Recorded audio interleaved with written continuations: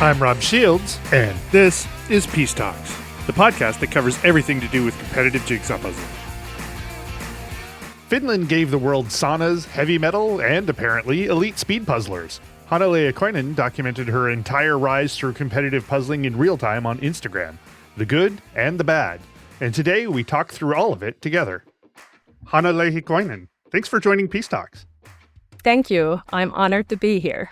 It is absolutely my pleasure to have you here. But let's begin at the beginning. What's your earliest puzzle memory? I have been doing puzzles since my childhood, as you would expect for someone like me to say, and mainly Ravensburger puzzles. My godparents lived in Germany when I was little, and my family traveled there, I think, almost every year. And we bought some Ravensburger puzzles from Germany. Also, were sold in Finland. That was back in the 80s, so way up, a long time ago. And I have a photo of myself doing a puzzle till exhaustion. I'm falling asleep. I'm maybe 3 years old. I'm falling asleep. My head hits the puzzle pieces. I'm asleep. I get my head up and I have a puzzle piece stuck to my forehead. That's amazing. Yeah. And my father represented this photo at my wedding during his speech. So puzzles have been an integral part of my life all the time. We did do some puzzle competitions in my house with my siblings and my mom. My mom is a puzzler too, as you know. And we had different piece counts for different ages. So I'm the eldest of 4 children. And I think I had the most challenging puzzles, of course. And then my siblings had something easier. And we had a lot of fun with that. So you each had different puzzle counts, right? Yeah, piece counts, yeah. Were you doing like 500-piece puzzles, 200-piece puzzles? I think we had 200, 150 pieces, 100, maybe 50, so something like that. And were you the winner usually, or? I don't have any recollection of that, but I assume so. And I had this set of 3 49-piece Ravensburger animal photo puzzles, the kind I hate now. But I used to do them like multiple times. And at the summer house, we did puzzles together with my cousins and my siblings and my mom. I don't think my father took part in those. And we used to do the same puzzles over and over again. Because at that stage of life, it wasn't that common to get new puzzles all the time. Sure. I used to get the puzzle for every year for Christmas. And one year, I asked my mom, why didn't I get a puzzle for Christmas as a Christmas gift? And she was like, oh, wait, what? You should have gotten one. And then she went to the attic and found a suitcase full of Christmas presents that were not. She had forgotten about those. So my siblings were happy too because they got something extra. Right. Your interest in puzzles benefited everybody. Yeah. We didn't have to wait for another year. So. Would you describe yourself as a kid as competitive? Yeah. So give me some examples of competitive Hanna as a child. Were you involved in sports or other kinds of competitive activities, or was daily life just a competitive activity? Yeah, I was the eldest of 4 siblings, so everything was a competition. Who gets to sit in which car seat and how we share candy, or we used to have all these like summer house Olympics during the summer and compete with our cousins and siblings with running and swimming and whatever. And I used to do a lot of sports, like what's that called? Track and field, maybe. Mm-hmm. And then swimming. I just listened to Emma's and Rachel's episode, and they were swimmers too. So that's interesting. Yeah, but in my adult life, I have not been competing for decades. Oh, well, actually, that's not true. I did run a few half marathons like 10 years ago when my youngest was little. Then I had time to do that. Then there has been some very busy years in between. Yeah, and your kids seem to have inherited the competitive gene, if I'm understanding things correctly. They seem to all be competitive in something. Is that true? Yes, I have two daughters that are competitive in dance in world championships levels, and my son is competitive too, but his sport is floorball, and that's Floorball. floorball. Yeah, it's like a kind of hockey, but not in ice. It's- Oh, sure. Yeah, yeah. yeah, yeah. Okay. It's common in Nordic countries.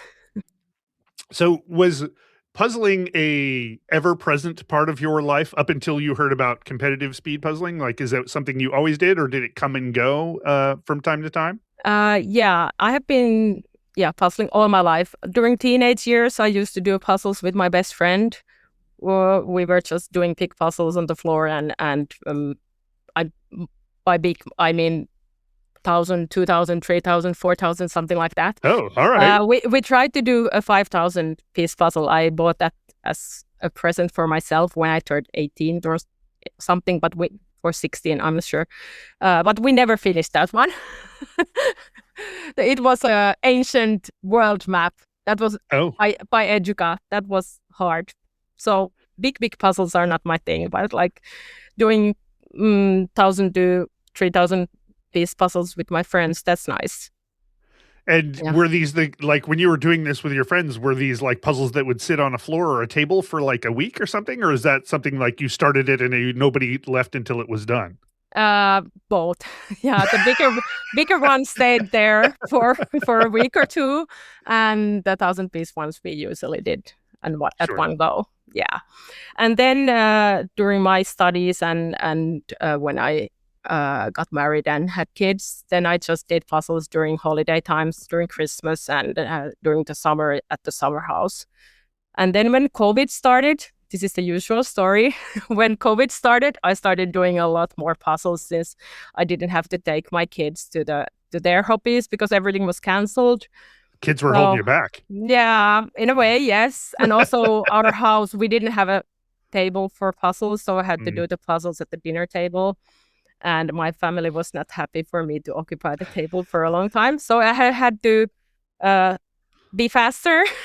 I Learn to love be that. I love that. That's the reason you had to be faster. It's yeah. like just the regular pressures of life. Like I need to get this off the table, or my family's going to be upset. Yeah, yeah. Well, they did manage to fit on the other side of the table, but still, it was good to get the puzzle done as fast as you could. So I started 2020. I started doing more puzzles than ever, and I have I wrote down all the puzzles I did, and I did 153 puzzles that year. Okay. So mostly 1,000 piece puzzles. And the next year I did over 200 puzzles. And then 22, I have the amounts here. 124 puzzles in 22 and 23, 132 puzzles. So those were mostly 1,000 piece puzzles. And then in January 24, I discovered speed puzzling and the piece count diminished to 500. I was going to say, well, yes. So there's that for sure. So you did the classic thing where, as a casual puzzler, 1,000 pieces is sort of like a sweet spot of like that's enough time. Like I'm having a good time. I really get to spend some time with it. To transitioning into speed puzzling, and then suddenly you're like, okay, well, I have to do this smaller piece count in order to compete. So now everything is this smaller piece count. But Yeah. also, I would normally be like, wow, that's a lot of regular, like from 2020 on, that's a lot of regular puzzles in a year, especially if they're 1,000 piece puzzles. But I think that if I'm not wrong, we will find that that puzzle count becomes much smaller in comparison to the puzzle counts that you're doing these days. Yes. Actually, my puzzle tracker was not working yesterday when I tried to check the amounts, but in my speed puzzling, I have maybe 500 to 600 puzzles downloaded there for the past years. Right. So some of the, and again, we'll get to sort of digging into this a little deeper later, but some of the, like you've had 6 weeks periods where you've done more puzzles than you did in 2020, 2021. Yeah. Yeah, that's my torture training method. Yeah. So how did you hear about competitive speed puzzling specifically? I have to say, I'm not sure. Somewhere in social media. I can't say it's Karen because I don't have any recollection of seeing a believe Karen everybody's video. required to Yeah. say it's Karen at this point. Yeah, but I'm not sure if it was Karen. But somehow in social media, I found something about the Worlds. And then I heard some Finns went 2023, and I went to look into the site and saw that I have a puzzle undone in my shelf, actually a circular one, the ocean color, circle of colors ocean puzzle in my shelf, and I have not done it, so I decided to speed it, and my time was something that would have gotten me to the final. I was like, okay, interesting. And then the next day I did another puzzle used in Worlds. I'm not sure which one it was, but that was also fast. Then I figured that, okay, maybe I am really fast at puzzles. So you started your Instagram about the same time that you started your obsession with speed puzzling. So like one of the great things is that, especially for a while, of prolific Instagrammer. So if people want to see sort of the arc that you took, like there's documentation of like how you are obsessed from the very beginning. Yes. And how like that translates into your progression over the last few years. It's actually a great, it almost reads like a book of like how somebody, so I appreciate past you for having left us that archive. What was it about competitive puzzling that caught your interest so much? Like, how is it that it almost seemed like a switch flipped in your brain? Yeah, like the flow you get when you speed puzzle, that's very rewarding and addictive too. Like to forget everything else and just concentrate on that one thing. And was it noticeably different when you did the circle puzzle for speed? Like you've been doing puzzles for a while, and when you did the circle puzzle for speed, was it a different kind of experience than the kind of puzzling you had been doing up to that point? Yeah, it was more exciting to fight the clock. I do still like casual puzzling, but it's hard to turn the mode from speed puzzling to casual puzzling. Now I'm on my off season. Oh, this is only the third day, but still, I have not managed to. Third day of your off season. Yeah, okay. Well, we just had the Nordics last weekend, so. Right. And so, well, we'll talk about your off seasons and on seasons because I'm curious about that whole thing. Yeah, but somehow I was hooked. Straight from the start. And then like very fast, I found a team, and then I managed to get my daughter to puzzle with me as a pair at Worlds, and I signed up for individuals, pairs, and team. I think in a week or two after starting speed puzzling. Wow. So I did enjoy that at some point you post something like, I'm thinking I might sign up for Worlds. And then like the very next post is like, I signed up for Worlds. Like there was not a lot of distance between starting to think about it and finishing to think about it. How did you find that in that early stage, other puzzlers to team up with? We have some Facebook groups in Finland for puzzles or puzzlers. And I had been part of those since 2020. And I knew a person that went to Worlds the previous year, and I asked her if there is a spot in her team, but they were not certain at that stage, but she knew about someone else going, and they had a spot in their team. So that's how I found my team for the first year. And so you're 8, almost 9 months away from Worlds. Yeah. Your times were fast from the get-go.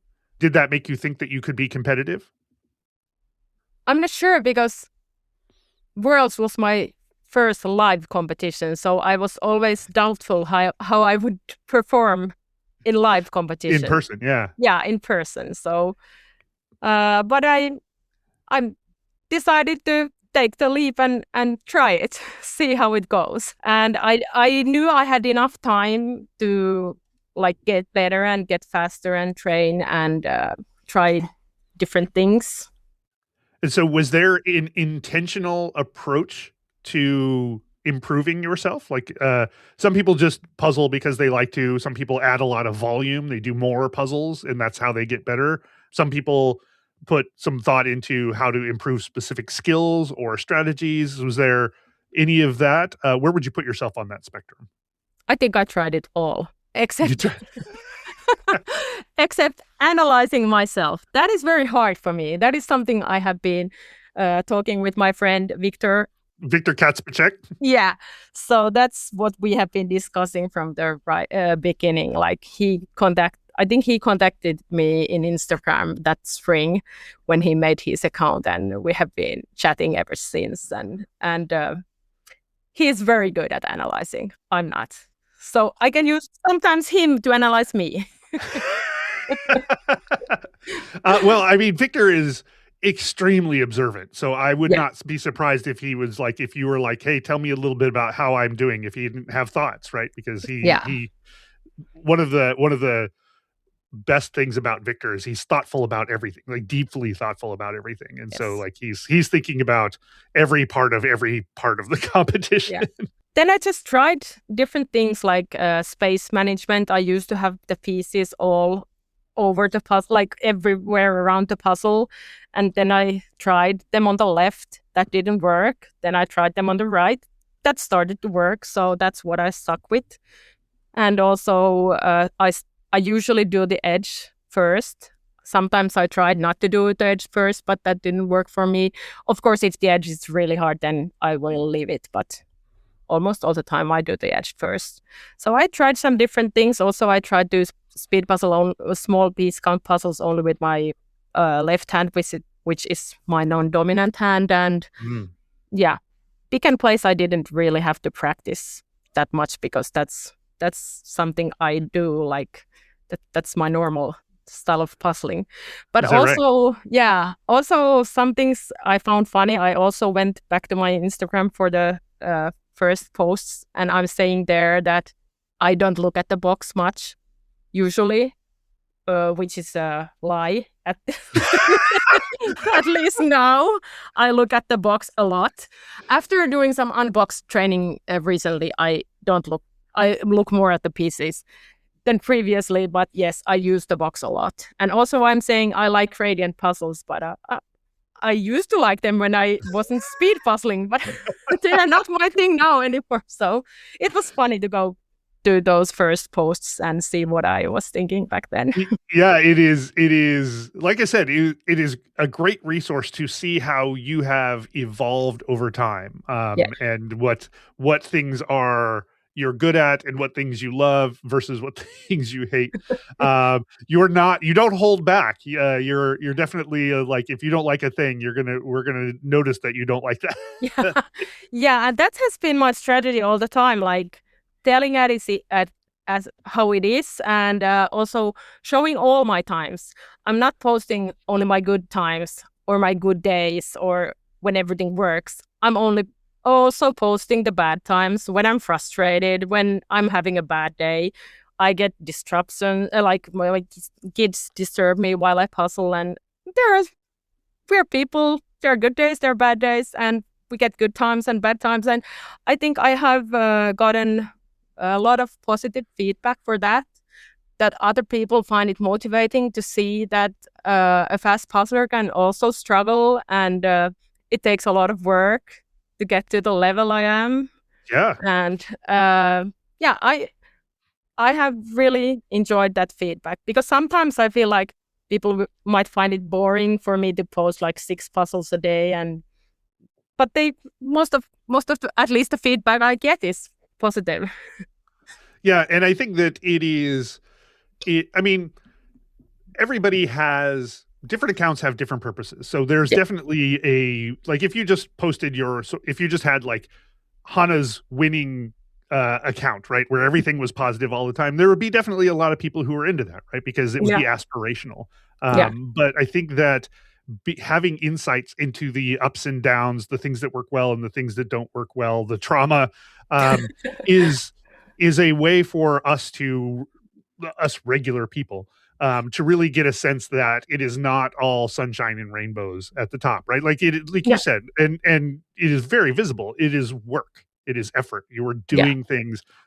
Things don't always go as planned. I'm wondering if you could talk a little bit about like what is a bad puzzling experience for you? Like when you find something frustrating, what is it about it that is frustrating? Because I guess when I find something frustrating, I'm spending like a couple of hours with the puzzle, so it's going to be frustrating for a while. I imagine when you're being frustrated, it's like 5 minutes of frustration and you're sort of done with it. But I wonder if you can sort of give us a good example of like what a frustrating puzzle experience looks like for you. Yeah, well, usually it's not that much time dependent. Like the feeling you get while you puzzle, you can do a first attempt in 30 something minutes and still feel frustrated and bad. Like if the image is not something I like, that affects me a lot.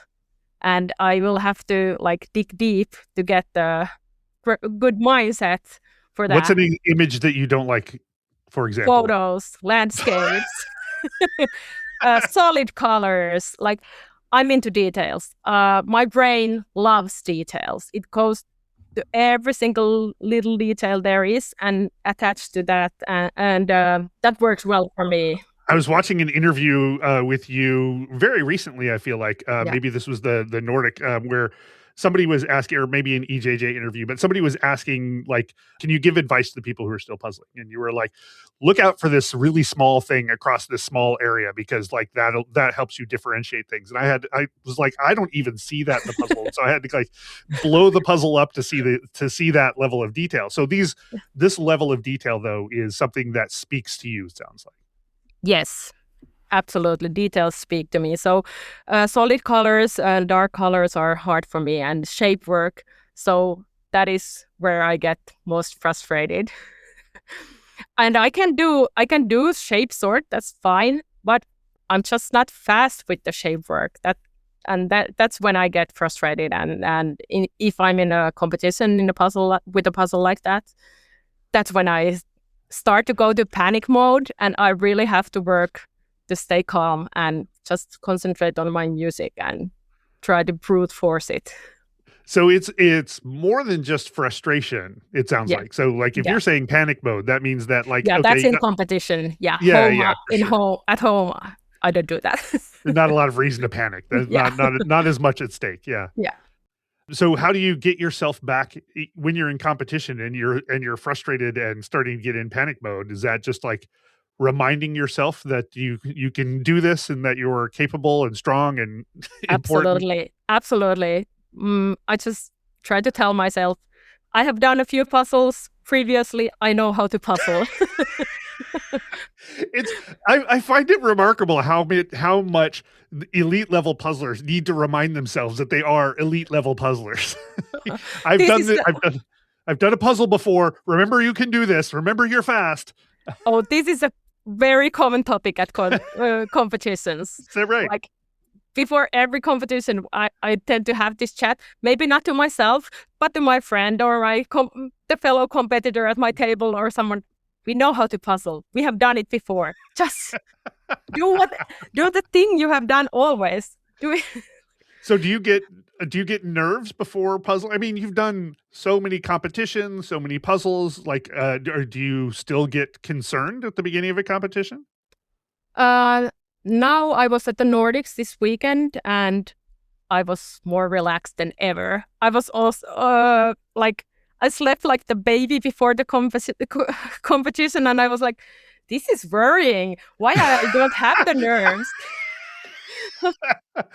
So I love that because you weren't concerned about the puzzle, you found something else to be concerned about. Yeah. Well, not really. I was really happy about that I didn't get nervous. And in World Series, my friends were nervous, so I didn't have to be nervous. I could be nervous for them, but not myself. Interesting. Yeah.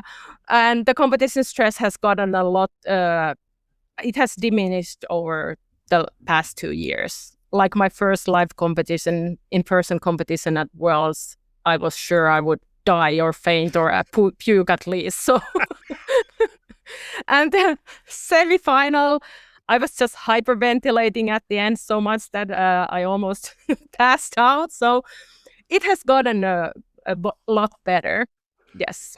So let's jump all the way back to your first competition because I think a lot of this will come into play. So your first competition was an online competition. This was a couple of months into your speed puzzling journey. Tell us a little bit about that competition. Yeah, well, actually, we had an online competition by the Finnish Association, but I couldn't attend that in the live meeting or the online meeting because I had some other things at that time. So I did it beforehand, and it was a horrible landscape photo of the rice fields in Bali. That was a frustrating first competition. I don't really remember that much about it, except that it was hard. But then my first online competition was the very first Eurojigsaw Jam ever. And that was so exciting, so much fun. I had my kids there cheering for me. I don't think I listened to music at that stage. We were listening to or at least the kids were hearing the Michelle, the live stream. And they were telling me that you are neck to neck with Chiara and Tobias. And I froze like, oh my God, what's happening here? Somehow I managed to finish first. And it was so joyful. Was it? Yeah. You posted basically that you felt like you froze for a minute when you were mentioned, and I was like, "Well, surely she's kidding." And I went back and looked like, "Oh no, there's a time where after your name gets mentioned where you don't place a piece for a while." Yeah, that must have happened. Yeah. So this puzzle was much more in your wheelhouse, I got to believe, than Yes. the Bali rice fields puzzle, which was also my first competition puzzle. I didn't do quite as well as you did with it. When you saw the puzzle come out of the box, was that calming in a way to see this one versus the one you had previously done in the last competition? It must have been, but I have to say, so many things have happened since that I don't have so many things, that much, right? Yeah, that much memories of the first Eurojigsaw Jam. It was fun. That I remember. Not even your glorious win. Yeah, I do remember that. And I just redid the puzzle yesterday. So how'd it go? I was 8 minutes faster than 2 years ago. So it went well. But it was still not the easiest puzzle. How did you find out about EJJ number 1? Because you were there from the very beginning. I stumbled across it in Instagram, and then I was thinking, is this real? Is this a scam? I decided to give it a go, and I'm so happy I did. Yeah, because and you go on to do a large number of EJJs, but your second one, you were fifth, but you were fifth behind Kristen Tuve, Alejandro Clemente Leon, Teresa Koptikova, and Chiara Del Antonio. You were fifth behind literally the best puzzlers in the world. You went on to do a bunch of EJJs. In a very real sense, you were the first breakout star of the EJJs, sort of like EJJs discovered you the same way you discovered them. You were finishing within the top 6 or 7, maybe 8 in every competition that you entered, which again, you don't remember this because you've had a long career. It's been almost 3 years, but I can imagine it must have been exciting to find that your skills fall into the skills of the best of the world in the world. And also that the work that you had been doing is probably paying off. Yeah, absolutely. And also this level I started at was unexpectedly high. I was very surprised to find out that I'm that fast without any training. And then when I started to train, I got faster, and I was very surprised. And were you training towards anything? Were you training towards Worlds, or was the goal just to get better? I was training towards Worlds. Yes. Your third EJJ was with your first pairs partner. Tell me a little bit about your first pairs partner. That's my daughter, my youngest, Minttu. She was 10 at that stage, and she got really attached to this truffle donut 500-piece puzzle, and she always wanted to practice the same puzzle. And I tried to make her do other puzzles too, and we did do some other puzzles, but it was her beloved puzzle. So we didn't manage to practice so well-roundedly as a pair, but I think it was still a lot of fun to do pairs with my child. You didn't go to Finnish Nationals the first year. I was sort of surprised by that. No, because I was at my daughter's dance nationals. I have the other side of Finland. There's a lot of, I'm guessing, dance mom conflicts that go Yes, on because you're, like we were talking about earlier, your kids are competitive. They're competitive, if I remember correctly, even at the world's level. yes. And so that's got to mean a lot of moving around and doing things. How do you end up balancing your sudden career in competitiveness in jigsaw puzzling with all of the other things that are going on in your life? Oh, well, it's a lot of puzzle in my calendar too, puzzling there to find time to do all the things I want to do. And it has been very important to me to get to take part in my kids' life and in their hobbies and be there for them. And also, I have gone to all the world competitions they have been. I have been there with them. And once it led me to Poland in December 24. It led me to Poland, and my daughter won world champions in junior formations. And the next day, Victor came to the city we were at, and we had a day off. So I just puzzled with Victor the whole day in the hotel conference room, and we did pairs puzzling. And that was my first time to really puzzle with the adult, like a speed puzzler adult. And it Right. was exhausting. Okay, I was exhausted from the previous day my daughter winning world champions, and we were celebrating, and then Victor came. I didn't even have time to have breakfast before he arrived. Then we went to breakfast together, and then we puzzled all day. It was fantastic, so much fun, and also so exhausting. Was it exhausting because you were moving at a much faster pace, or because Absolutely, because of the pace. Yeah. Yes. And also it was so much fun because the next spring Victor came to Finland for our nationals, and we paired up there too. So we had practice for that then. You mentioned that Victor made contact with you early on in his competition. So Yeah. how did you guys come to be at that moment in December? Was it primarily just like you guys were good friends, developed a friendship over Instagram, and then had that opportunity and reached out, and that was sort of the catalyzing moment? Or was there, like, you guys clearly hadn't had an opportunity to compete together, but you've been in the same competitions a fair amount?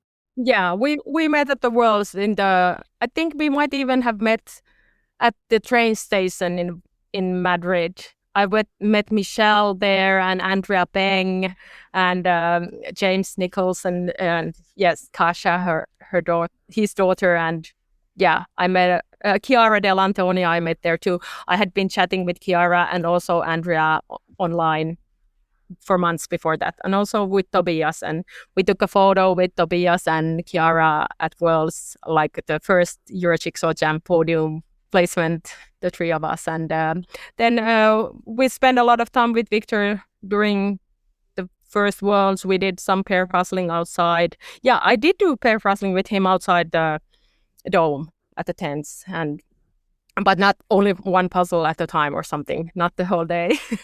And then when we found out that I'm coming to Poland, we decided to meet up there. So you're already talking to a lot of the other world's best puzzlers and people who will become recurring figures in the story here. Yes. And also I found a kindred spirit in Andrea Beng. It was so nice. She has also 3 kids, so I found we have a lot of things in common, and we made great friends from the beginning. And she has visited me already twice in Finland, so I'm very grateful for her to do that, and that we have built such an amazing friendship. I'm a big fan of Andrea. I enjoy that she spreads the puzzling love globally, as near as I can tell. Yes. Like, sends puzzles to people, goes and visits people, has people to her house. She's a great sort of secret ambassador to the whole competitive puzzling world. Yeah, absolutely. In lead up to your first Worlds, you had been doing a bunch of EJJs. Did you do any additional work to sort of practice in preparation for your first Worlds competition? I think during August, like the 5 to 6 weeks leading up to Worlds, I did a lot of Ravensburger 500s. And I have been repeating that pattern for all the major competitions ever since. Like 5 to 6 weeks is my sweet spot training period. I aim to do 4 puzzles a night, or if I have a free day, it's 8 puzzles a day. I don't always manage to do that, but I still do a lot of puzzles leading up to big competitions. Big competitions help me understand, because 5 to 6 weeks on, it doesn't take more than like 5 or 6 competitions throughout the year for that to consume your entire year. So like how much? I mean worlds and worlds in the fall and nationals in the spring, and then Nordics has been after the nationals. So it's the same. Yeah. Just keep up the level from nationals to Nordics. And last year we had Europeans in July. But that was treble, so it was different. I had to train other stuff for that. So. What is your goal with doing that level of volume? Is it primarily just to develop an intuitive sense of that kind of company's puzzles, or are you doing something specific? What makes you go so hard for those 6 weeks up, or what do you get out of it? Like to get the flip time to 3 minutes or even a bit less, it takes me a lot of repetitions. And also to manage to not fully, I don't memorize the piece cut. I can't memorize it at all, like totally. But to get I can subconsciously remember a lot of it. And like this spring, I developed more I remember more things consciously now too, and that mixed me up. That was a frustrating period. This March, I have so much knowledge about the piece cut of Ravensburger 500 now that I remember maybe so much is maybe 20 to 30 pieces, but it's a lot more than before. And the piece cut knowledge mixed with the image. So my brain was going nuts because it was like this piece shape goes there, but also the image, and it was like trying to compute or the information from these different sources, and it took weeks to get it together. I felt like it made me slower for a few weeks, and then I managed to somehow combine the info in my brain, and now I don't have to think about it. It just happens. So. Sometimes we have to go through these sort of slower, like we have to slow down in order to speed up. Like there's that learning period, which can take more time. And that can be a struggle to work through. Yeah. A lot of people, I feel like, give up a little early on a tactic that's going to work for them longer term just because it causes short-term dissonance. But in this case, it sounds like you didn't have much of a choice. Like your brain was in the middle of putting these things together, and it just kind of was what it was. If you were going to puzzle, you were going to have to work through it. Is that true? Yeah, and some of my Instagram followers were worried for me and tried to say that take it easy, give yourself a break. I'm like, I'm not giving myself a break now. I just have to push it full on now. Now is the time to work it. I'm frustrated, but it's part of the process. That's when you learn. Like. Frustration is part of the learning process, and I'm not going to give up because I'm frustrated. Is this just how you are in life, like tenacious? Yes. Like my profession, right. I'm a cardiac anesthesiologist. I have studied for 15 years to be there. I'm not the one to give up. Fair enough. So you're doing just a huge amount of puzzling. How's your family dealing with like your 6 weeks leading up? Because again, it's not like there's nothing else going on in your life. Yeah. When you've got 6 weeks worth of intense 4 to 8 a day puzzling, how does your family react to whatever is going to happen there? Well, they go to their dance practice and floorboard practice with bike or bus, and I also tell them to get home with the bus. I'm not gonna come and get you. I'm puzzling here, and the food somehow appears here. My kids have started cooking, and maybe the laundry is not done, but whatever. Yeah, I postpone the tasks that can be postponed, and then the things that have to be done, they are done. And then I puzzle. So do you get burned out by doing this intense practice leading up to a competition? Not that this far. No, not at all. I'm inspired. I'm motivated, and sometimes I'm frustrated, as we told. But I don't find that that's not a hindrance for me. It's just I like how you acknowledge pain as part of the process. absolutely. It's if it is painful, that is not a signal to stop. That is maybe a signal that things are working, but it's definitely just something to expect along the way. Yeah, I have done the peacock, I think 5 times, and we have become friends. And I somehow get the urge to do the peacock in the middle of the night, like let's start at midnight. So I have to be faster than previously to get to bed. This is the Ravensburger. It's like an animal series. Yeah, it's a just very close-up hard of a puzzle. peacock. Yeah. Yeah. Yeah, and also like apparently my torture method is now famous because at Nordic some people came to me and told me that I'm gonna do your torture training method this summer. Go for it. It's fun. So I can imagine like giving your like if you're really working a large volume of torturous puzzles, like in some ways the competition's got to be a relief. Yes, and also every once in a while, if I get to do a easier puzzle, it's a blast. Like how can it be that fast? Also, I'm building stamina to do puzzles that for me take 50 to 70 minutes for first attempt.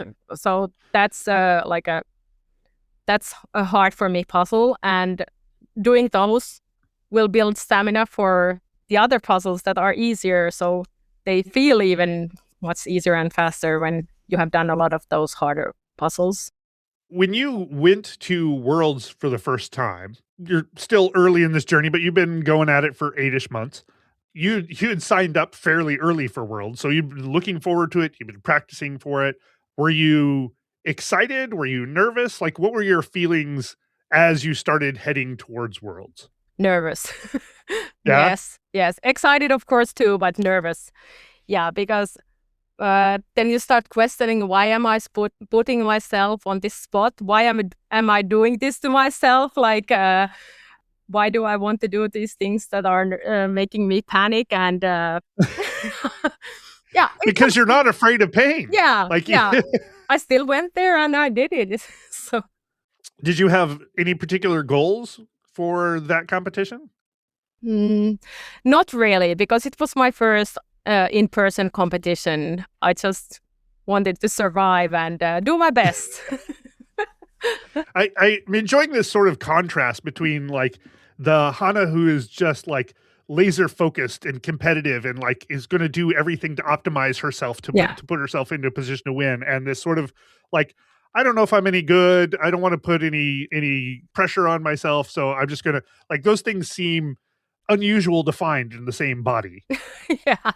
Yeah. I don't usually put a lot of pressure on myself or make particular goals for individuals, because what's the use of that? Like, what would I benefit from setting myself up for a really hard goal, and if I fail, I'm just miserable for that? Or I can be just positively surprised if I do well, or if I don't, then I'll practice more. It's just part of the pain. Yeah, you just got to work through it. Yeah, and also I have understood that it depends so much on the puzzle. Only also about the day, but about the puzzle mostly. If it's a released puzzle, it's about luck. Who did it most recently? Who and even if it's unreleased, then it's someone's style. It might not be mine, but it might be yours. So it's about luck and also skill, of course, but also like individuals. I don't want to set myself very ambitious goals, because I know it depends on a lot of things, and like World Series was perfect. You have 6 challenges, different types of puzzle, different piece counts, and multiple opportunities. You don't have to like really push it on one. If you fail on one, you can still get yourself together and do the others as well as you can. So I really enjoyed World Series, and I think I also got to show my consistency there. Like, I might not be in top 10 in any category, but when you combine all the things together, I managed to do very well. is one of the great things about the World Series. And so we'll skip forward and we'll skip back. We're going to move all around. The World Series gives competitors an opportunity to show their skills in a variety of different ways. But also, like, one of the epiphanies that I had coming out of Worlds, and I think I said this on the last episode, is that world-class puzzlers are world-class puzzlers at most kinds of puzzles, right? You do see people who have varying expertise, but they're moving 10, 15 positions.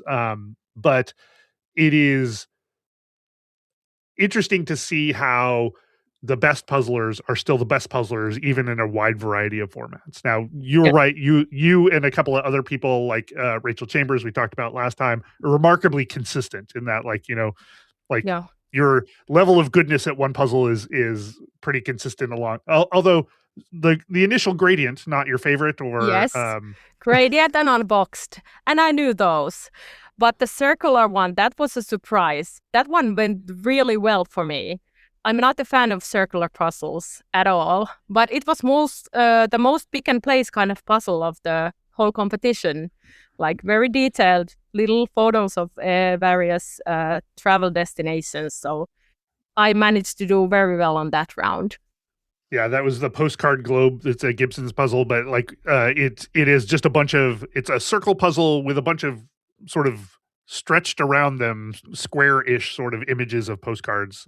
So there's a lot of little bits to do. Yeah. So pick and place, you've said this before, but it is sort of your default. Like, that's not a training thing you had to do. Yeah, that's not a training thing I had to do. Like, details are my thing, and I think I'm quite fast at picking up from the box image where something is will I place the pieces. So that's my strength.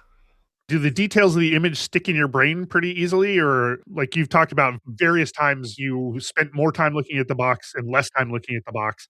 Like, is the picture on the box something that sticks in your brain, or is that something that the details really are something you need to refer back to a fair amount?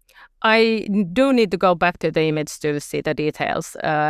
I don't memorize the image that well, but later in the puzzle, I can already tell from the pieces assembled where the other things go. So and we should say that because we didn't say this, you finished 15th overall at the World Series. Yes.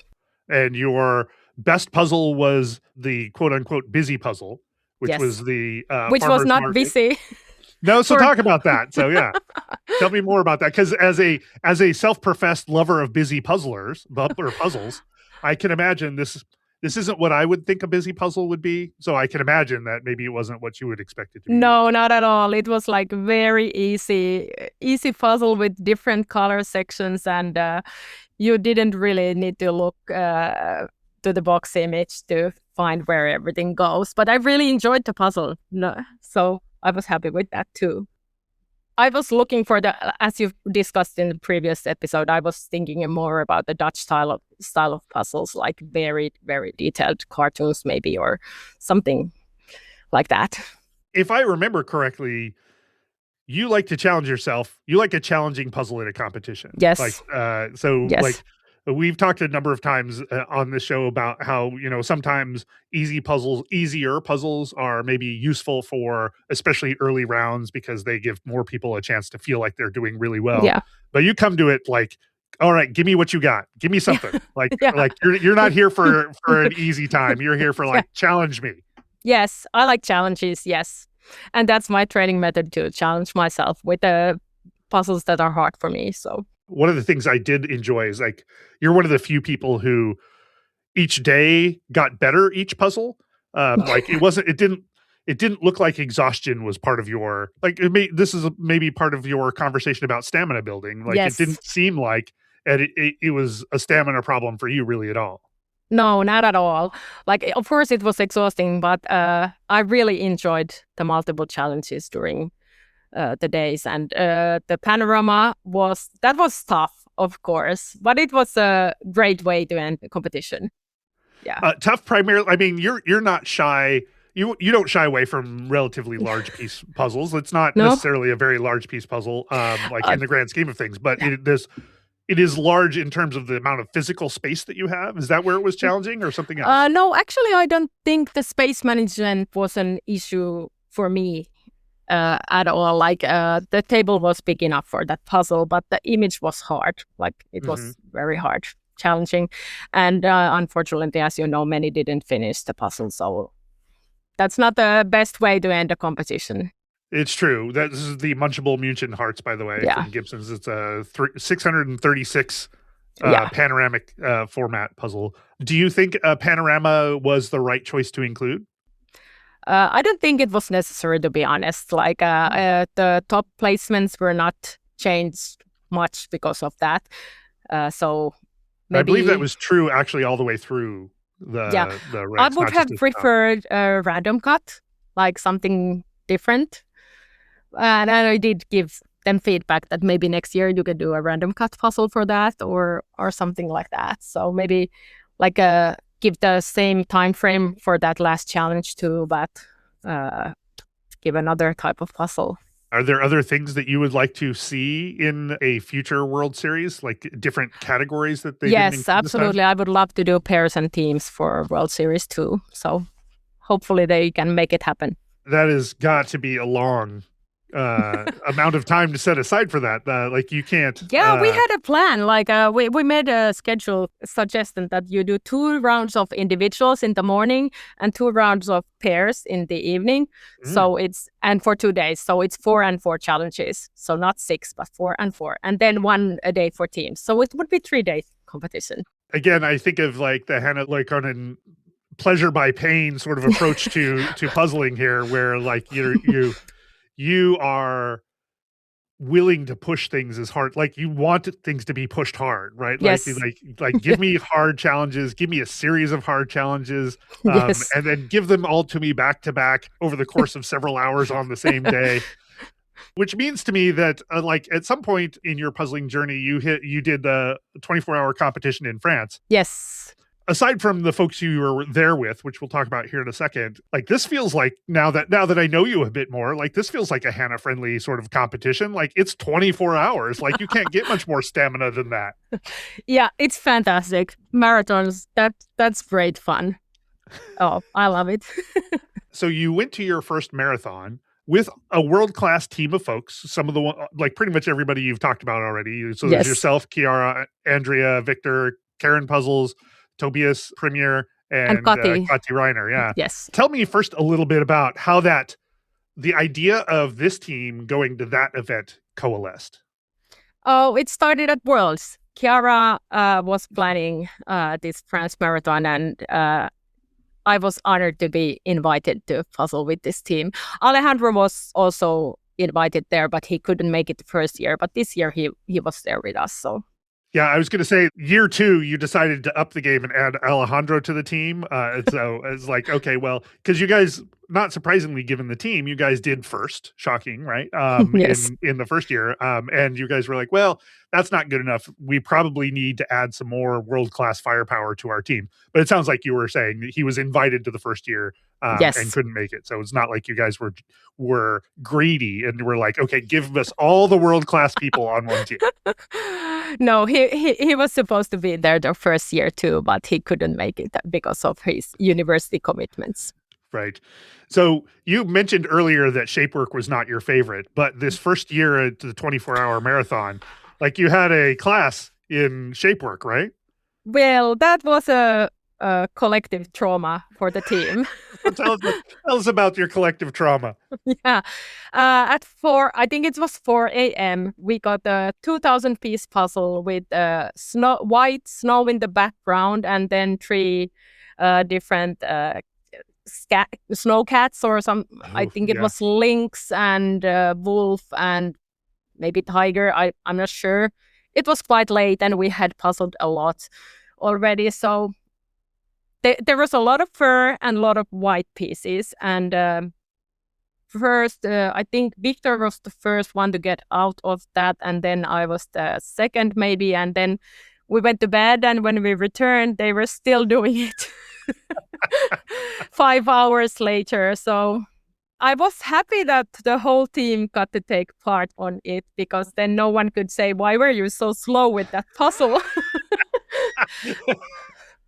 That's right. No excuses there. Everybody was part of it. Everybody was part of it. And Luckily, we didn't get a puzzle like that this year. And our team was the only one to finish that puzzle. And after that, we finished after 9 a.m. and we still had almost 6 hours to puzzle. And we did so well after that. We did multiple puzzles with great times after that. So we were not too traumatized. So is that that was a hard puzzle? Yes. You know, it took you guys, what was the piece count? 2,000 piece. 2,000 pieces. Yeah, took yeah. you like 4+ hours to do that. Over 5 hours. Over 5 hours. Again, based on what I'm learning about you, like this is pain, right? But this is where it feels like you can divorce your feelings of pain about something from your feelings of progress towards something. Like, were you able to sort of compartmentalize it and just be like heads down and we're just going to chew through this and it's going to take the time it's going to take? Like, it's frustrating, but that also doesn't let you down. Yeah, we just had to do it. What other opportunities we had? None. Right. I'll check for you. It took us 5 hours and 13 minutes. 5 hours and 13 minutes. Yeah. And I think for reference, you did a few other puzzles, at least one other puzzle of that piece count, and it had drastically different time. Yeah, I think maybe even under 2 hours. Just to give folks a perspective on that, a world-class team of folks working over 5 hours to complete a puzzle that later on a puzzle of the same count was under 2 hours really gives you a sense of how hard that one puzzle must have been. Yes. It was torture. Did you take it home and mount it on your wall as a symbol of? We all signed it, and Kiara has it. We tried to make her. Bring it to France this year so we could repeat it, but most of the team was not excited to do it. So maybe we wait for 10 years and then. This is the kind of thing you just say to Alejandro, who wasn't there during it. Like, hey, this is actually quite fun. You should really try this. Yeah. I want to jump back a little bit to 2025. I guess one thing actually before we get there, in your first Worlds, you and your daughter competed in pairs. So I'm curious as to how that experience went for you guys. Yeah, we were assigned the night round, I think it started at 9 p.m. and it was quite late for my daughter, who is 11 years old at that stage, and also we had time difference from Finland, so I was thinking about asking for the organizers if it's possible to move us to an earlier round, but my daughter insisted that she doesn't want to change the round, so she wants to do that one, and I was very happy about it in the end, because we managed to get a very nice colorful puzzle for the night round, for the Crunch. That's the one we got. So that was a nice one. I think the other rounds didn't, or not all of them had as nice puzzles. This is a flat illustration. Feels like maybe more in your wheelhouse. Yeah, it was an illustration, and also something it was easily dividable and had colors, so it was good for us. And then we went to the semifinals, and there we had the Bavarian romance or something like that, the house, like a street view. And I think we did quite well there. We were in the same table with Tyra Weering from Sweden, and she was puzzling with her mom. So we had two mother-daughter pairs at the same table, and I think we finished with 1 second apart from each other. So that was fun. We didn't qualify for the finals, but I think it was for the better, because the finals would have been a 1,000-piece puzzle, and it would have taken us a lot of time. So I got the rest, while most of the top speed puzzlers had to puzzle in the afternoon before individual finals. It seemed like, I don't know quite how to characterize this, but like Mintu had gotten what she needed out of the puzzling relationship with you, because I don't see you guys show up as a pair again after that. And so I feel like the right way of spinning is that she ditched you for better things to do. Absolutely. She said, I like puzzles, but I love dance. That's my thing. You do your puzzles, and I'm not going to do those with you anymore. So then in the beginning of in the first months of 2025, I paired up with Rosa, because her pair was not going to Worlds the next year, or 2025, sorry. So we decided to pair for Worlds and also Europeans because we were going both there. So and Nordics also. So that's how we ended up together. This is Rosa Frauenknecht? Yes. The first time I see you in the data that I have show up as a pair is in an EJJ in June. Yes. Sounds like you guys had already been working together. Yeah, we had been that. practicing for a few months at that stage, yes. Yeah, and we had been in the same team. We had been in the same team the previous year, so we knew each other well. And we have different, like, opposite strengths. She's a gradient and sky person, and I'm the basic person. And she does puzzle islands, and I'm the one to place them. So we complemented each other very well from the beginning. Yeah, because in what I consider your sort of debut performance, although you guys may have done other competitions before this, the EJJ 73, you guys come in second, and you come in second behind Teresa Koptikova and Marketa Frejlova. So, like, if you're going to come in second to another pair, that's the pair to come into second to, right? So you guys must have been fairly satisfied with that result. Yes, absolutely. We were exhilarated and very happy, and we knew we would make a great pair. But then to see it ranked up with other amazing pairs, it was fantastic. I skipped past Finnish Nationals, the first year you actually went, which was in 2025. Yes. There was a puzzle. The finals puzzle was not your thing. No, not at all. It's called Spikes. It's a picture it's a desert picture photo of cactuses in a desert landscape with sort of a sunset in the background. So it hit on all of the things that, as near as I can tell, are not fun for you. Absolutely. And I was puzzling next to Victor, and he finished 15 minutes ahead of me. But I knew that I might be the only puzzler to be able to take it, like to puzzle next to him, and to have the stamina, or to tolerate the, like, I was not at all disappointed for him to finish 15 minutes before me. I just knew it would be that way. And I had so much fun puzzling next to him, and then just to finish by myself. And there were so many we had a lot of visitors from other countries, so when I finished, I think there had been clapping for a long time, so I didn't expect to place it, like, in the podium at all. And then I found out what was my placement, first, second, or third, I'm not sure, maybe second. So that was a pleasant surprise. But I had done the puzzle previously, so it was a published puzzle and I had done it, so that helped me a bit. How much of the Ravensburger catalog do you, like, when they publish a new catalog, how much of it do you typically work your way through? Because I feel you do a lot of volume. Everything. Like, all the 500s, absolutely, yes.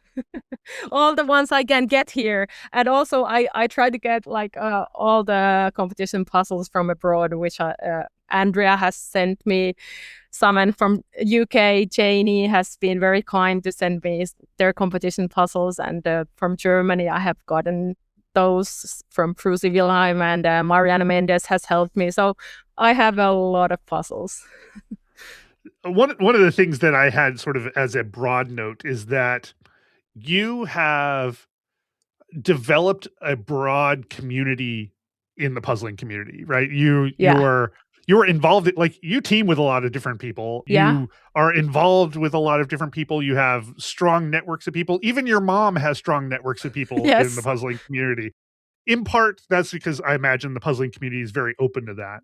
But also, like, what is it about you that drives you into so many aspects and so many relationships, friendships inside the puzzling community?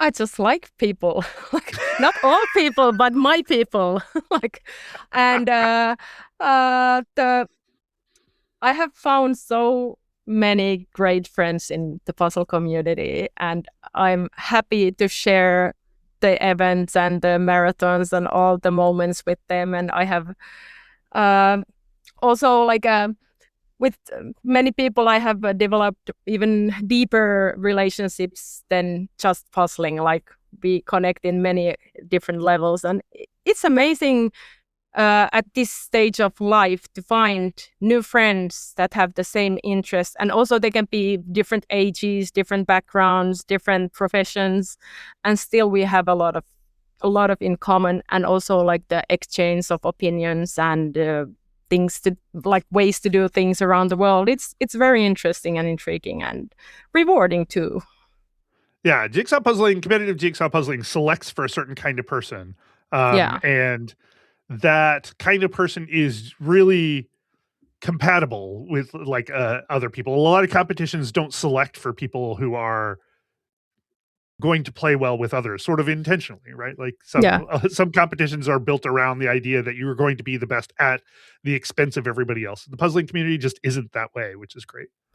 Yeah, I find that very it's great that we cheer for each other, and like we are happy if our friend wins, or we are not disappointed if somebody else takes the spot, because we're all in this together in a way. Like I can be very happy and proud of my friends for doing well, and it's not taking anything away from me. Tell me about the EJJ squad.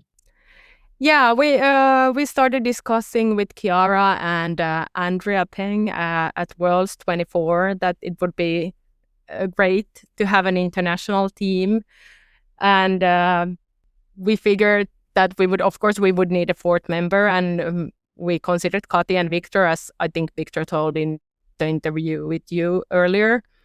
And we decided that because Kati and Chiara are pairs, we would ask for Kati, and she said yes. And then it ended up like Andrea is not going to Worlds 25, so then Victor was taken in, and luckily he agreed. And we just had one call in the spring and decided that we're gonna do it. And it must have been in December, because we registered right away when the registration started. And we had been wondering about the rules about the like mixed teams, because there had been some rumors that mixed teams might not be allowed.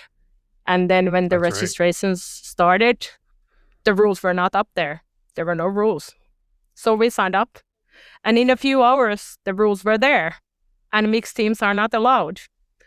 So, and mixed pairs are not allowed. So then like the social media bursted with messages, and we actually didn't do anything ourselves. Like I think we signed up with Andrea. Yeah, in the beginning we signed up with Andrea, and then we changed later. But the rules were changed, and our team was allowed. So we went for it. We decided to try that, and we practiced at the France Marathon that April for the first time, and it was very different than what it was at Worlds, because we had these plans that me and Chiara would be sorting, and Victor and Kati would be the main persons to do the puzzle, and we would just sort for them. But my sorting is not good. So I'm not a sorter at all. So if I start to sort something, I might do like 60 to 70% of the one thing that I'm sorting, and then I just leave it and do something else. So that was not something that team What about the pain, liked. Hanna? What about the pain? You got to fight through the pain.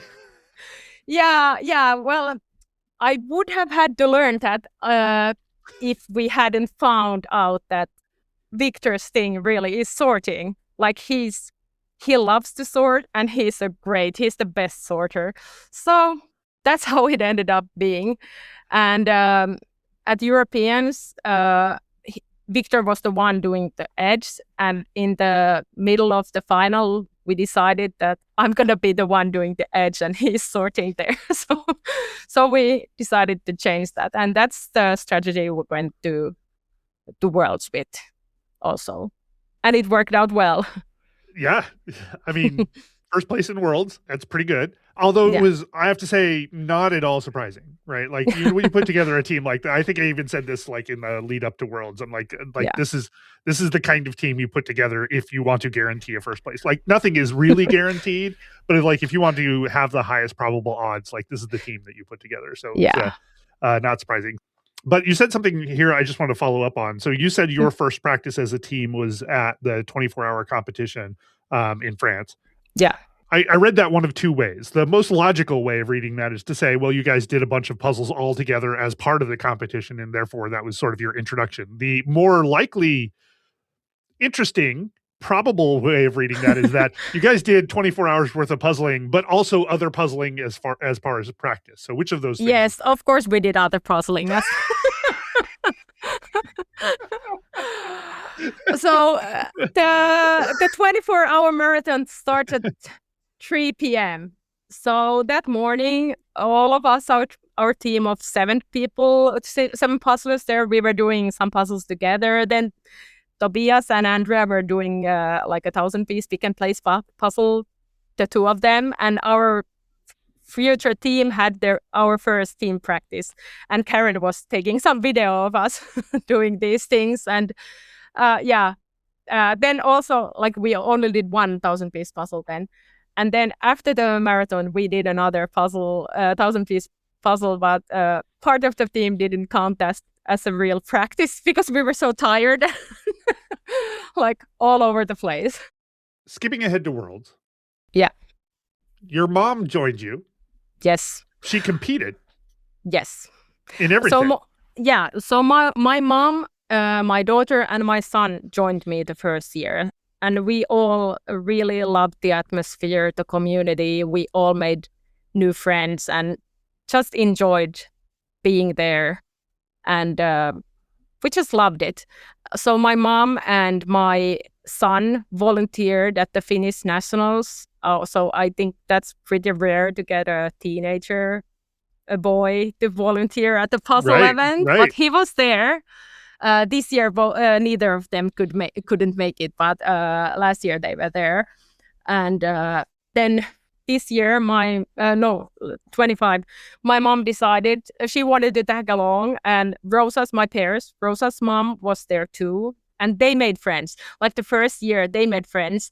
We were doing the team's final in 24 in the same team with Rosa, and they were cheering for us, and they were discussing what would they do if we place that placement and whatever. And they decided afterwards that we're going to do all of those things. We're going to have ice cream together. We're going to go to a cafeteria. We're going to do a puzzle together. And they made great friends. So our moms made friends, and then they decided to come to Worlds again with us the next year, and they teamed up, and they had some more relatives join, and they both did pairs and they both did individuals too. So I'm very proud of my mom for taking the leap and doing a world championship at that. Like, she was scared. She tried to panic out the morning, but Rosa's mom was the one to finally get my mom to go and really compete there. That's amazing. So did she have a good time? I think she did. Yeah. And she has been asking, like, this spring, how long will you be at the Nordics, and can I join you? But this spring she couldn't make it to any of the events, but hopefully one day she will again. I am curious. We've talked about how your kids especially are competitive, which means that you must spend a lot of time on the sidelines of various events, like cheering for them either loudly or quietly, whatever is appropriate. You've had a couple of opportunities now to have your kids cheer for you. Yes. Is it fun to have your kids like do a role reversal where you're the one competing and they're the ones cheering from the sidelines? Yeah, it was so much fun. Like, my kids at the first Worlds, they were like, my son was waving the Finnish flag the whole time. Like, you could always spot him, and it was great to have them there to cheer for me. And they came to Finnish Nationals the next spring, and this year, like, almost no one could make it. Also, we didn't have audience. There was not enough space because the sport has been growing. They couldn't allow audience in the the competition hall, so the audience had to be in the other room. So it was not worth to come this year. But it's fun for them to cheer for me and for me to get to cheer for them. Those are long days. Yeah. Yeah. And the dance audience, I just spent a few weeks ago, 3 days like 10 to 12 hours a day at the audience. Right? Look But at it's the amount of worth it. time you've put in. Your family needs to put in that time as well. Like they need to be cheering for you for Yeah. sidelines as well.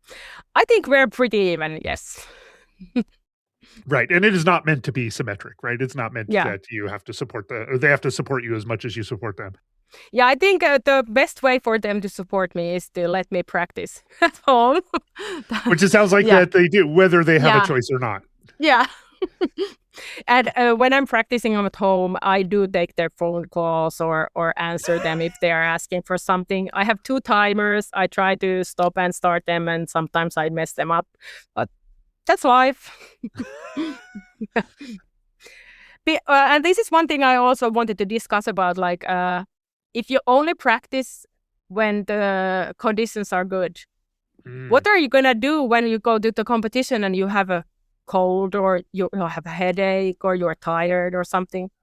I practice when I'm tired, when I'm sick, when when I have a bad day, when I'm angry, when I'm frustrated, whatever. I will practice. I can imagine for a lot of those things, for a certain kind of puzzler, puzzling is therapy, right? It is the relaxing thing. Like you don't necessarily treat it that way all the time. Like we've talked about, like puzzling is pain and that's fine. But how much of it is that you look forward to puzzling in general, and how much of it is your strong will to kind of push through adversity? I really like puzzling. Yeah. Yeah. Because if you didn't love puzzling as much as you did, I imagine it would be hard to push through the pain for when you're not feeling it, when you're sick or tired or the kids are annoying you, or not that your kids would ever annoy you, but like theoretically. Never. So I imagine it is the joy of puzzling, whatever you get out of it, that is ultimately what underlies your ability to push through all of these other things. Does that feel true? Yes, that feels absolutely true. And also, like, it's interesting that even in speed puzzling, I think my mind is also working through like everyday problems or some issues, and some things just solve themselves while I do the puzzle, even speed puzzling. Like I'm not actively thinking about things, but the thoughts just keep on going. I just let them pass. Whatever comes, it will go away soon, and I'll just do my puzzle. It's a very meditative, sort of mindful way of approaching puzzling. Like a lot of people work really hard over years and years and years to get to a place where they can sort of let thoughts come in and then go out the other side without having to attend to them. You just needed puzzling to focus on, and then the other things. Like it feels to me like I don't have time for that right now. I'm going to let it go. Like I'm focused on the other things. Yes, something like that. Yes, it's my mindfulness. Yeah, that is amazing. One question I did want to dig into just a little bit with the last year's Worlds is that you, in the individuals round, you finished 26th, which was one spot ahead of the prior year. And I know you don't set goals, but given the amount of progression you've had, it's sort of surprising that is where you ended up with that in that particular round, especially because I think of you and Chiara as sort of pacing near each other a lot, right? You and Chiara sort of finished the puzzles in the same way. But this last puzzle, which was the sort of illustration, the puzzle community illustration with lots of black in it, you finished fairly far apart from where Chiara did. And so I'm just curious as to whether there was something about that puzzle or that day or something that was unusual. No, the puzzle was very hard for me because of the flat colors and a lot of shape work with the black pieces. And but I think I was happy with my mindset. The puzzle progressed well enough. The heat was taking its toll on me, but I never expected to place like better than I did. Like I was very happy to stay about the same spot than the previous year. I hadn't set that as a goal for myself because I knew there are more and more fast people coming, fast puzzlers. Others have progressed too. And the puzzle, it wasn't my puzzle. And and it wasn't my puzzle the previous year either. So I'm happy you don't get to choose, weirdly. Yeah, I will do whatever they give me. So I was happy with that. Yeah. We've talked a lot on this program about how the level of competition increases over time. Like we can sort of feel that. But I'm curious, as a sort of on the ground, do you feel that year over year? Are you feeling the increase in competition, or from your perspective, is it all sort of seem the same? Because in some ways, you put in the work, right? You Yeah. are a person who grinds it out and makes sure that you are as prepared as you can be. So you're Yeah. one of those people I would expect to sort of, at the very least, stay consistent with where Yeah. you have been, if not move up, as the rest of the crowd moves up as well, right? As we find new phenomenal people in the world, or other people are taking on new training regimens or whatnot. Do you feel the pressure of the, not even pressure, but do you generally feel like the body of people is improving over time, or is that not something you've noticed? Absolutely. And there are new puzzlers coming that have like very exciting new techniques, and it's, the field is just going forward a lot. So I'm very happy to stay at the same level. Like, it takes a lot of work. I'm 43 Yeah. years old. I'm not 20. So it takes a lot of work just to stay at my level. And if I progress in some field, I'm very happy about it. But I do have to put on some effort to stay here. And I'm not expecting to stay at this level for years to come, because there are more and more fast puzzlers coming as this sport is found. Is there somebody who's particularly on your mind as a recent breakout performer? Like in the Nordics, the winner of the official category, Madeline from Sweden. I'm so interested in her style of puzzling. I actually asked her because she has some Instagram reels, and it looks like her style is very much based on the piece cut knowledge and the piece shapes, and not that much on the image. So I was very curious about that, and she has some amazing time. So I'm very happy to see how she evolves in the upcoming years. Fascinating. So that's the kind of thing where at first I think, well, it's sort of a brittle strategy, right? If your piece cut knowledge is how you're approaching things, then different puzzles, different manufacturers are going to cause you grief, right? Yeah, that's interesting too. Like, I would really love to see how she does with other brands I have never seen.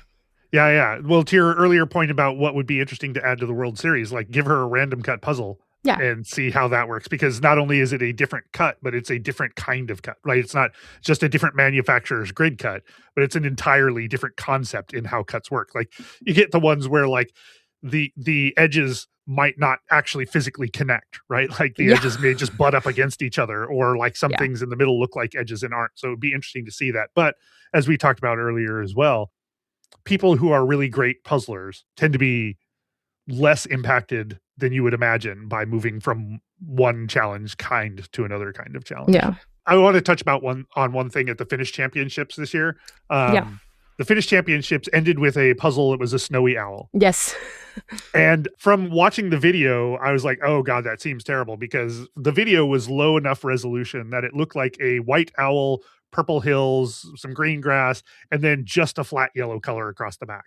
And I was like, oh man, that seems like that is going to be so challenging. And actually seeing the image, there's a texture to the yellow, which is helpful.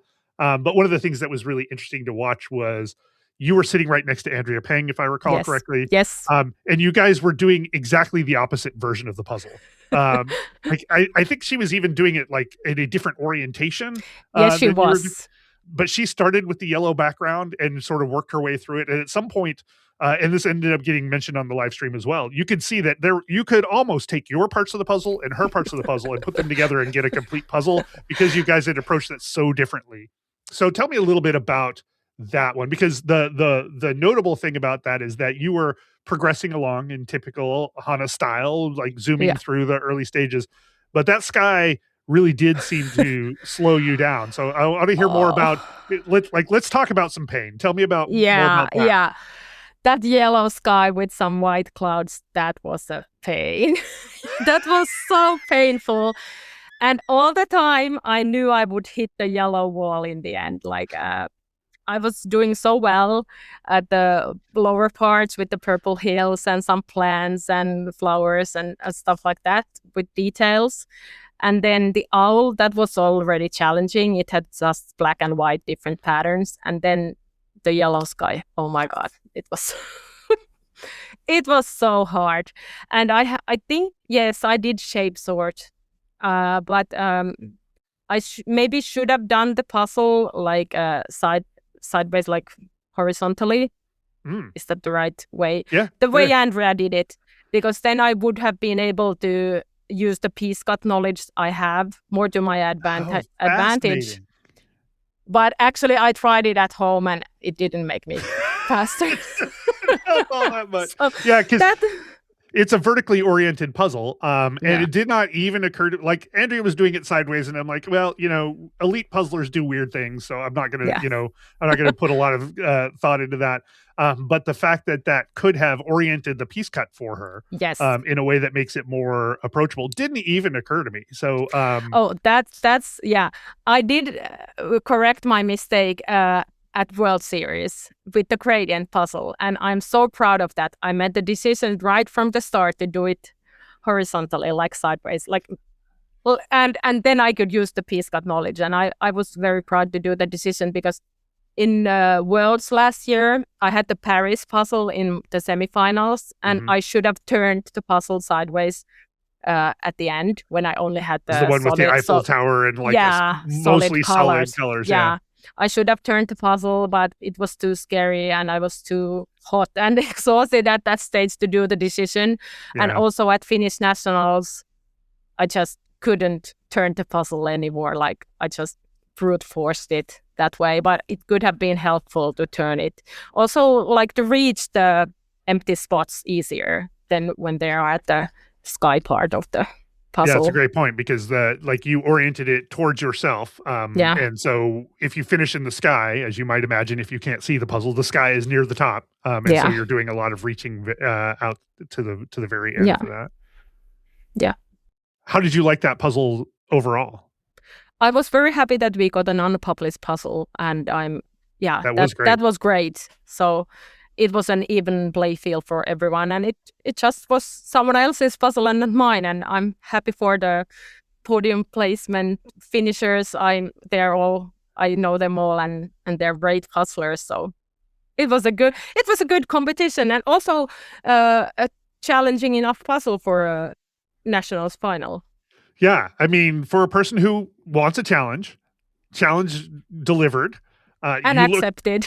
You looked exhausted at the end of it. Absolutely. Both sort of physically and emotionally exhausted. So, like, this feels like, in a way, not the most fun experience, but the kind of experience you might want, right? Like, this was, like, you had to bring all of your skills to this one. Absolutely. Yeah, this is what I'm looking for in a puzzle competition. Like, to be challenged and do my best and give it my all. So lastly, in terms of competitions, the Nordic Championship was last week? Last weekend, yes. How did you enjoy that competition? My mind has already been set to dance mom mode, so I was having a hard time going back to puzzler mode, and wasn't really feeling like going to a competition anymore like this season. But as I expected, it was a lot of fun once I got there. Also, competing with published puzzles, just one round, it felt weird and not that fair at the World Series, which was a great concept, as we already discussed. So, but it was the same for everyone. So we had a lot of fun. Talk a little bit about how, because you and Rosa talked about this a little bit on the live stream afterwards. Talk a little bit about how fairness comes into play with this kind of competition. Yeah, well, when it's a published puzzle, somebody might have done it the previous day or the previous week, and maybe someone doesn't have access to all the puzzles, all the Ravensburger 500s in the world. They don't have the Hanna Lehikoinen catalog of every single Ravensburger from this year. So it is not even playing field for everyone if you get published puzzles. It's partly luck and partly resources too. I'm not a fan. With that in mind, let's talk about the pairs puzzle, because this was a puzzle that you and Rosa had seen before. It was the Colorful Spices Morocco. Yeah, it's part of the new releases of this spring, and we have done all of them individually and some of them also in pairs. I love that somebody in the chat when you guys started this was like, well, Hanna and Rosa have done this in under 20 minutes. So it's going to be fast.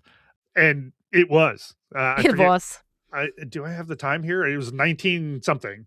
19 something, yeah. Yeah.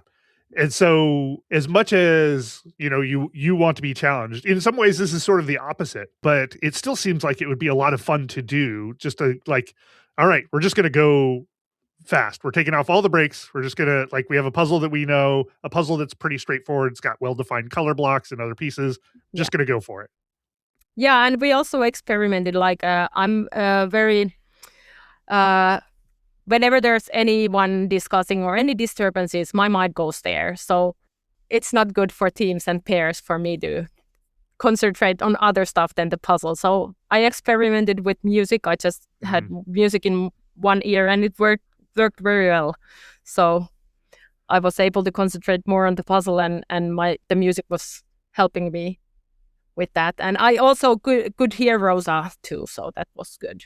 I may have misinterpreted this, but I took away from your post win interview that Rosa was basically saying that it had a benefit for other competitors as well that you were listening to music.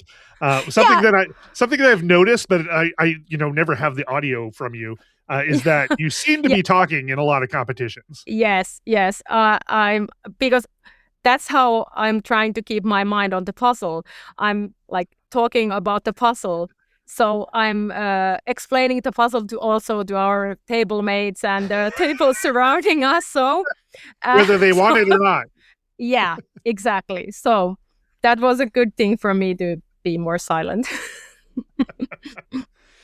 All right. So you had said earlier that you were starting your off season. And tell me a little bit more about what that means and why it exists. Well, I have a lot of 1,000-piece puzzles here in my house, and I want to do those. Waiting for your attention. Yes. And some bigger piece counts too, and some other brands. So I'm looking forward to doing those. We're going to do the teams marathon Euro Jigsaw Jam with my team and the pairs one with Rosa, but that's pretty much it for the upcoming months. So I'm going to just do some casual puzzling.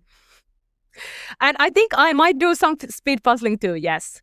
But not like that intentional and I don't have to do it every day. And I never have to do it every day. Like, of course, I take into account the other things going on in my life. But I do want to do it every day when I'm practicing for a competition. It sounds like you're talking about this off-season as a thing that is a regular occurrence. Is that true? Yeah, after Worlds, I have been partly concentrating more on casual puzzling, and I'm part of a traveling puzzle group in Finland, and those are mainly 1,000-piece puzzles. So I really enjoy doing those other brands and more rare puzzles from other enthusiasts. So what is the next major thing on your calendar that will break the off season? Like, what's the when does the off season stop? I guess is the real question. Well, that timeline is unclear for me too, and that is something we were discussing after Nordics last Sunday. That I'm really looking forward to the dates of some competitions for next year. I'm not going to attend Worlds or Europeans this fall, so I don't have any major competitions planned at this stage. So I'm waiting for World Series next year, and hopefully. I would like to do the Swedish Nationals next year, but let's see if the dates work for me when they are announced. Any reason not to do the Worlds and Europeans this year? Yeah, well, I have been to Worlds twice, as many people have, and I think the third time in Valladolid is not on my list. Like, there are other places. Even if they're in a whole different building? Maybe not. Yeah, and also the timing, if I would attend a big competition in September, that would mean I would have to practice this summer again, and I'm happy to have a free summer this year. So, what about Europeans? They collide with some dance competitions of my daughters, and also like the rules are very different from the previous edition. The teams is only 1 round and 1,000-piece puzzle, so that is not something I would want to do if I travel all the way to Turkey. I would rather do 2 rounds as in every other big team competition there has been, and 2,000-piece puzzles. Sounds like not enough puzzling for such a long trip. Yeah, it's true. But also sounds like not a lot of puzzling on your radar for quite some time. Yeah, well, I'm hoping to attend the Polish 24-hour marathon in November. Wow. With some great puzzle friends. So hopefully we get a spot for that. And I don't like maybe we're going to do some local smaller things here in Finland, like in a book fair. There might be something there, and in a game fair in the summer. So yeah. And fair to say a constant cadence of EJJs as you decide to fit them in? Yeah, well, not this summer. I'm only doing the teams and pairs this summer, but let's see what's the situation in the fall. I think I will do more then. All right. Let's go into the speed round. In the speed round, Yes. I'm just asking you a couple of quick questions, looking for quick answers. Let's just kick it off. Yes. Gradients, patterns, or fur? Patterns. Illustration or photo? Illustration. Busy or landscape? Busy. Round or square? Square. Wood or cardboard? Cardboard. Do you do much wood puzzling? No. A few, but not much. Individuals, pairs, or teams? Teams. The more the merrier. 24-hour competition, 8 people on your team. That seems like a good time. Yeah. Yes. Ribbon cut or random cut? Ribbon cut. 300, 500, or 1,000? 500. Do you have a current favorite brand? Ravensburger. Do you have a current favorite puzzle? No. I rarely repeat the puzzle. Like I do repeat the practice 500s, yes, but bigger piece counts, I rarely repeat them. So even if something is my favorite, there will be another favorite soon. Like, I don't have a favorite puzzle. Do you have a most hated puzzle? Like you've conquered the peacock, so it's not that. Not really. Maybe the 2,000-piece Snowcats puzzle from the 24-hour marathon. But that's also a good memory in a way. Yeah. Where can people find more about you? I'm in Instagram with the handle Hanna Puzzles. Hanna Lehikoinen, thank you so much for joining me on Peace Talks. This has been a marvelous adventure and insight. I've appreciated the entire conversation. Thank you. It was great to be here. Thanks for listening to Peace Talks. You can follow the podcast on Instagram at peace_talks, and you can send email to peacetalkscast@gmail.com.